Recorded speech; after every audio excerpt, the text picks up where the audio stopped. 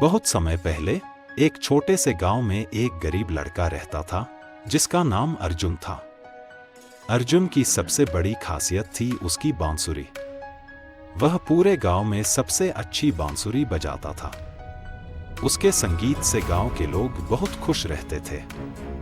लेकिन अर्जुन की जिंदगी में एक रहस्य था जिसे वह खुद भी नहीं जानता था। एक दिन अर्जुन अपने दोस्तों के साथ खेल रहा था जब अचानक एक बूढ़ी औरत उसके पास आई। वह बहुत ही रहस्यमयी दिख रही थी। उसने अर्जुन से कहा, तुम्हारे पास जो बांसुरी है वह साधारण नहीं है, उसमें जादू है। लेकिन उसका सच्चा जादू तभी सामने आएगा जब तुम उस बांसुरी को रहस्यमयी जंगल में बजाओगे। अर्जुन को यकीन नहीं हुआ, लेकिन बूढ़ी औरत ने उसे एक नक्शा दिया और कहा, इस नक्शे को फॉलो करो और तुम रहस्यमयी जंगल तक पहुंच जाओगे। अर्जुन ने सोचा कि उसे इस अवसर को गंवाना नहीं चाहिए। उसने अपने दोस्तों को अलविदा कहा और नक्शे के अनुसार चल पड़ा। रास्ते में उसे कई कठिनाइयों का सामना करना पड़ा। घने जंगल, ऊंची पहाड़ियां और गहरे नदी पार करने पड़े। लेकिन अर्जुन ने हिम्मत नहीं हारी। कई दिनों की यात्रा के बाद अर्जुन आखिरकार रहस्यमयी जंगल पहुंचा। वहां का माहौल अजीब था। पेड़ बहुत ऊंचे और पुराने थे और हर तरफ एक अजीब सी शांति थी। अर्जुन ने अपनी बांसुरी निकाली और बजाना शुरू किया।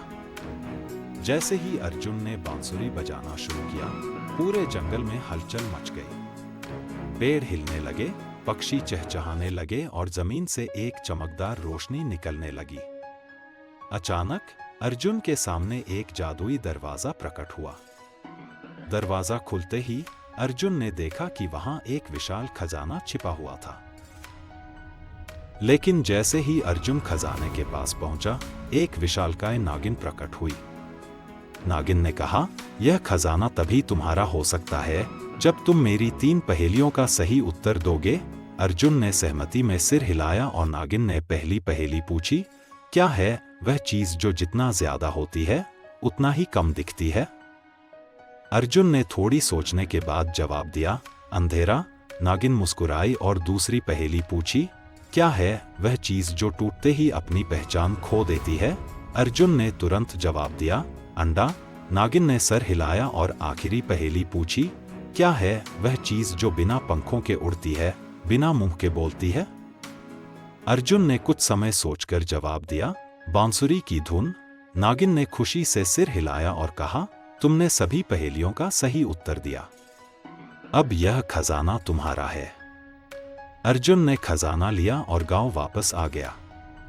उसने खजाने का उपयोग गांव के विकास और लोगों की मदद के लिए किया।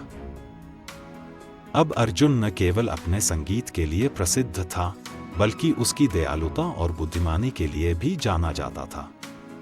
बूढ़ी औरत ने अर्जुन को फिर से देखा और कहा, तुमने साबित कर दिया कि सच्चा खजाना दिल की अच्छाई और बुद्धिमानी है। इस प्रकार अर्जुन की कहानी पूरे गांव में एक प्रेरणा बन गई।